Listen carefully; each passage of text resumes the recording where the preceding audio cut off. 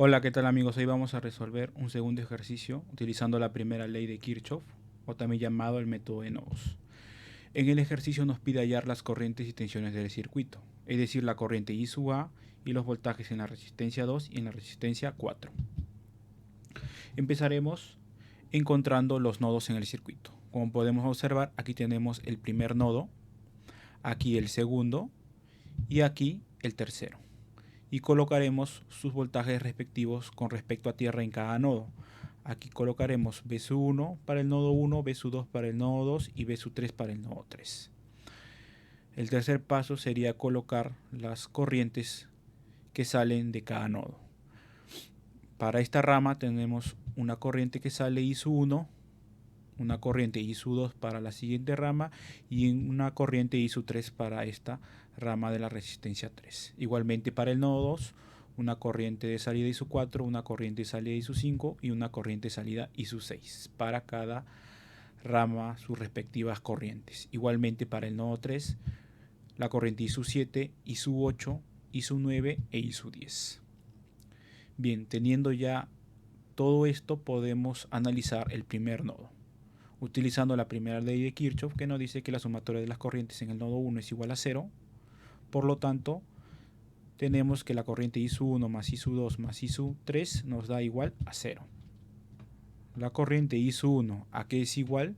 Es igual al voltaje de salida del nodo, que sería V sub 1, menos el voltaje de llegada, que sería este punto, que con respecto a tierra nos da menos 20 por la fuente, y esto dividido entre 2.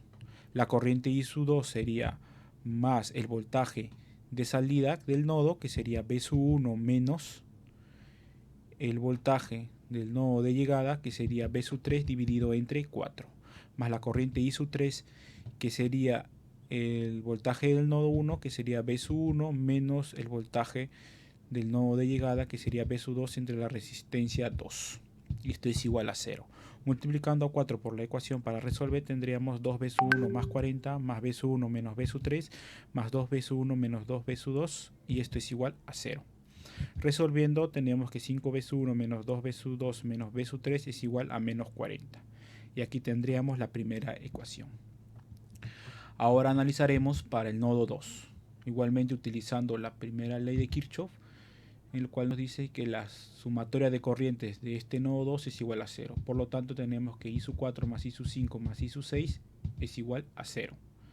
Aquí es igual la corriente I sub 4, la corriente I sub 4 es igual al voltaje del nodo de salida, que sería V sub 2, menos al de llegada, que sería V sub 1 dividido entre 2. Más la corriente I sub 5 sería el voltaje de salida V sub 2 menos el voltaje de llegada, que en este caso sería tierra, que es igual a 0, dividido entre la resistencia 2. Más la corriente I sub 6, que sería el voltaje de salida V sub 2 menos el voltaje de llegada V sub 3, dividido entre 4. Y esto es igual a 0. Multiplicando a 4 por la ecuación, para resolver tendríamos que 2V sub 2 menos 2V sub 1 más 2V sub 2 más 2V sub 2 menos V sub 3, esto es igual a 0. Por lo tanto, tendríamos que menos 2V sub 1 más 5V sub 2 menos V sub 3 es igual a 0. Y aquí tendríamos la segunda ecuación. Ahora nos faltaría analizar el nodo 3. Igualmente utilizando la primera ley de Kirchhoff, tenemos que I sub 7 más I sub 8 más I sub 9 nos da más I sub 10 nos da igual a 0. Aquí tenemos 4 corrientes. El I sub 7 es igual al voltaje de salida V sub 3 menos el voltaje de llegada V sub 2 entre la resistencia 4. Más la corriente I sub 8 sería el voltaje de salida V sub 3 menos el voltaje de llegada, que sería este punto, que con respecto a tierra nos da 10 voltios a causa de la fuente, sería menos 10 dividido entre 8. Más la corriente I sub 9, que sería el voltaje de salida V sub 3 menos el voltaje de llegada V sub 1 dividido entre la resistencia 4. Más la corriente I sub 10. Como podemos observar, la corriente I sub 10 va en la misma dirección que la fuente de corriente de 10 amperios, por lo tanto la corriente ISU10 es igual a 10 amperios. Y todo esto es igual a 0. Multiplicando todo por 8 para resolver tendríamos que 2 B sub 3 menos 2 B sub 2 más B sub 3 menos 10 más 2 B sub 3 menos 2 B sub 1 más 80 es igual a 0. Resolviendo tenemos que menos 2 B sub 1 menos 2 B sub 2 más 5 B sub 3 es igual a menos 70. Y aquí tenemos la tercera ecuación. Ya teniendo las tres ecuaciones, podemos resolver mediante un sistema de ecuaciones. ¿Cómo lo resolvemos? Mediante el método que ustedes prefieran. En este caso yo lo resolveré por el método de Cramer. Este método de Cramer necesitamos las matrices respectivas. La matriz del sistema es los coeficientes de las variables, que sería 5 menos 2 menos 1 menos 2 más 5 menos 1 menos 2 menos 2 más 5. Esto ya es simplemente resolución de ecuaciones por el método que ustedes quieran. Eso ya todos lo sabemos. Necesitamos calcular el determinante de la matriz del sistema, que tenemos acá, que son los coeficientes de estas variables. El determinante del sistema vendría a ser 77. Igualmente necesitaremos el determinante B sub 1, que es de la variable B sub 1, que es la misma matriz que esta del sistema, pero reemplazándole los términos independientes en esta columna 1, ¿no? Entonces su determinante nos da menos 1410. Igualmente para la variable 2, para el voltaje 2, tenemos el mismo sistema, la misma matriz, pero cambiado en la segunda columna. Y el determinante nos da menos 970. Igualmente para el voltaje 3, la matriz es la misma, reemplazado en la tercera columna por los términos independientes, y su determinante nos da menos 2030. Ahora, ya teniendo los cuatro determinantes, podemos determinar los valores de cada variable. Entonces B sub 1 viene a ser el determinante de B sub 1 entre el determinante del sistema. Esto reemplazando sería 1410 dividido entre 77, que nos da menos 18.31 voltios. Igualmente para el voltaje 2 vendría a ser el determinante B sub 2 entre el determinante del sistema, igual reemplazando menos 970 entre 77, lo cual nos da menos 12.60 voltios. Lo mismo para voltaje 3 sería determinante B sub 3 entre el determinante del sistema, lo cual nos da menos 2030 entre 77 igual a menos 26.36 voltios. Ya teniendo los valores de los voltajes de nodo, podemos hallar lo que nos piden, que es la corriente I sub A y los voltajes R2 y R4. Empezaremos hallando la corriente I sub A. Como podemos observar en el circuito, la corriente I sub A es una corriente que pasa en la rama de la resistencia 3. Ahora, en esta rama podemos observar que hay una corriente I sub 3 y una corriente I sub 4.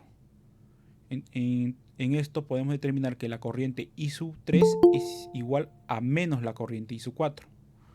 O viceversa, que la corriente I sub 4 es igual a menos la corriente I sub 3.